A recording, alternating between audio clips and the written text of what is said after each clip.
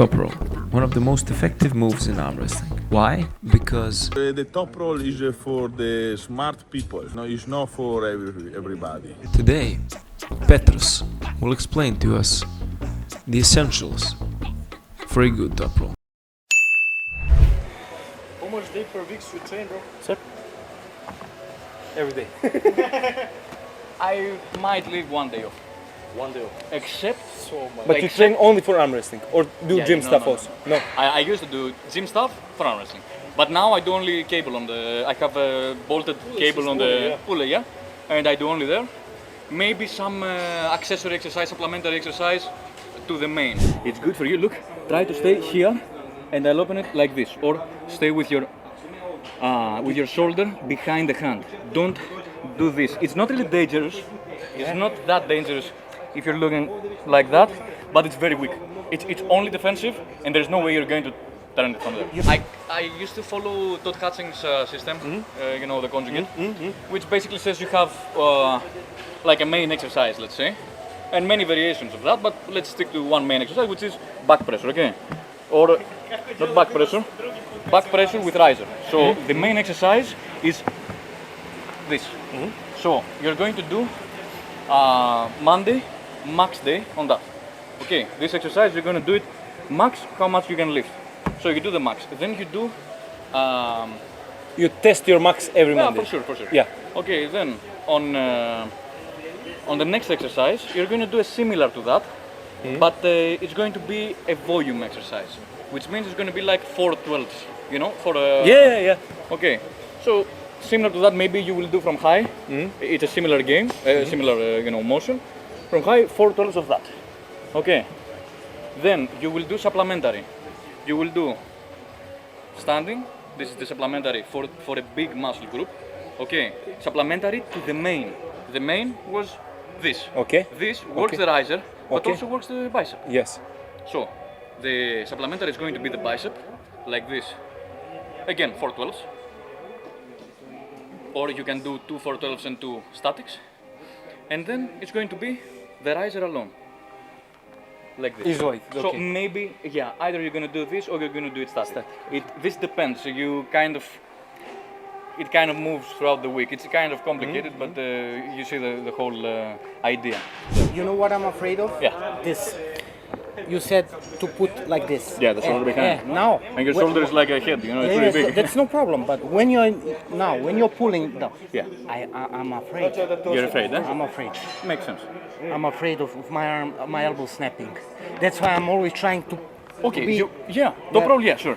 But don't put your weight. You want to do Toproll, fair enough. Don't put your weight on your elbow. Not like that. Don't drag behind and put your weight, because you're basically helping your opponent. You're putting extra weight towards the losing side. If you want, drag it backwards like this, not like this. You don't want the height of your hand to drop down. You want always to be as high as possible. Okay. Also, but you train very, very planned everything. I try to, yeah. It's very specific. It should be specific to your game, not for you guys, because you're beginners and Yeah. maybe from what I see and from what I remember, you're still figuring out your game. When I was arm wrestling 3 years, I was still arm wrestling the hook. I had never Toprolled in my life. First time I Toprolled was when I was in my 3rd year, and it was in a competition, came out completely naturally. So then I switched to that. One very important question. The most important thing for Toprolling is the hammer strength, or no? What would you say? I would say it's the hand. Really? Okay. Again. Try as soon as your first movement will be, look, this. Try look this, yeah, of course. But this point, I want you to get it as high as possible and lock your two small fingers. Lock them like this. I want this. Can you picture it in your mind? Like a lock. I will try. Okay, look, I don't want this. This. It's a lock. Okay. Nowhere else. Okay. Look, like this. Okay. This. Lat. Do with your back. Do it. Go. Okay. And not so much like this. Like that. More like a hammer. Yeah, absolutely. like a hammer. Nice, more. All right. Little bit your legs drop them down. A little squat. Yes, okay. You want to have full contact with your opponent's 2 little fingers. If I'm like this, there is no contact. If you're like this and you just cup, no contact, I can hook you.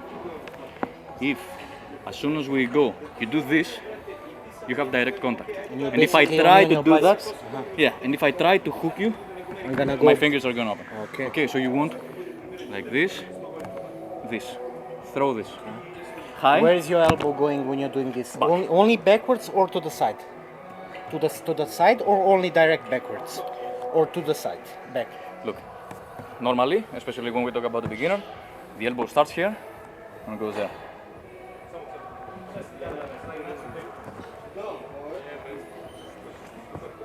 Okay. This is multi-vector. It's one vector backwards and one vector sideways. So, okay, this is the total work that you must do. It's the most amount of work that you can do at the table. Okay, the maximum movement. The biggest distance you can do is this. Diagonal. Diagonal. Okay, I have, a very good friend of mine, his name is Chris Zablaras. Okay, Zablaras has won the Youth World Championships at heavyweight. So, his strengths here are not strong. He's not really strong. I can beat him, and he's like 110 kilos. Right? But his hand and the way he puts it and his strengths, it makes it so much inconvenient and so much more difficult for the opponent because it's also very strong, the hand, that he doesn't really need all that much power. It's how much you can transfer via the hand to your opponent's hand. Okay, and he arm wrestled with this Ukrainian dude that he has painted his hair. He beat Rino. And he beat him. He was 3 times weaker. My guy was 3 times weaker. In power, In this power. Okay. For sure, he's very thin. He's thin because he's 2 meters high. Right? He's very thin compared to the animal that the other guy is, right? And he was like that.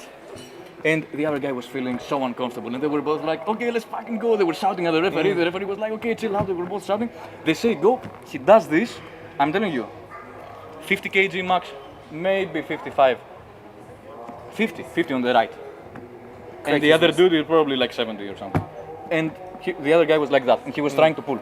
But the hand, man. Brzenk, how much do you think Brzenk was able to curl? But I believe number 1 is the hand, and that's why number 1 is genetics. And that's why you never do back pressure like this. You do it through the rising or through the press. Oh, no. I do all the variations. Okay. Everything is good, you know. Okay. Because look, if you only pull to the side, to the back, pull to the back, you have nowhere else to go now. And if you go to the side, I have already hooked you.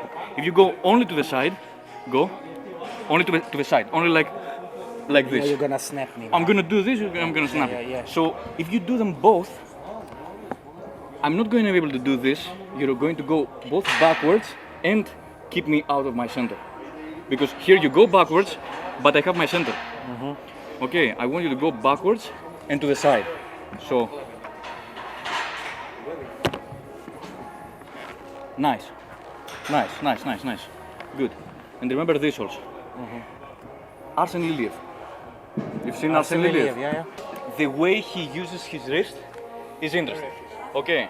Of course, if his bicep was 3 times smaller, he might have had some issues, you know. But if you, yes, here you will do this.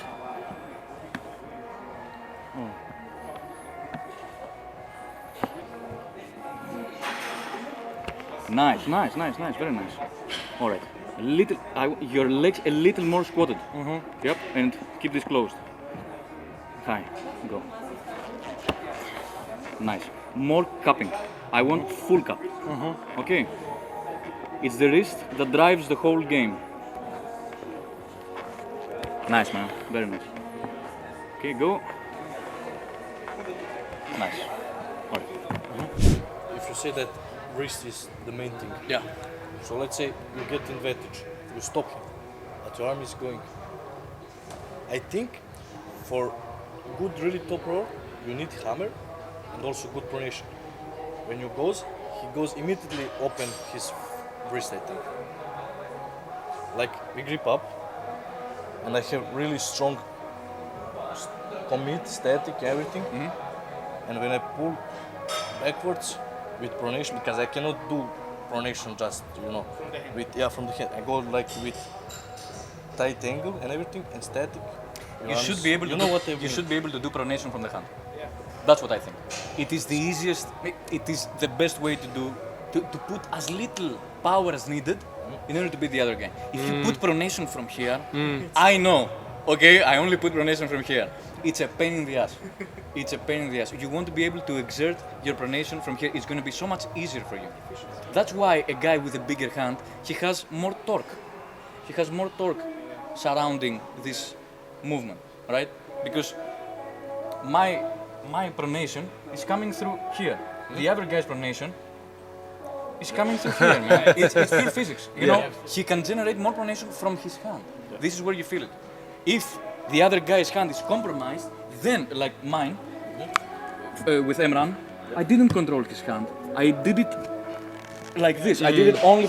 It was really difficult. You don't want to do that, man. This is when you will get trapped inside and your arm is going to open up. Because, why? Because there is no way this is stronger than this and this and this and I don't know what else. Okay.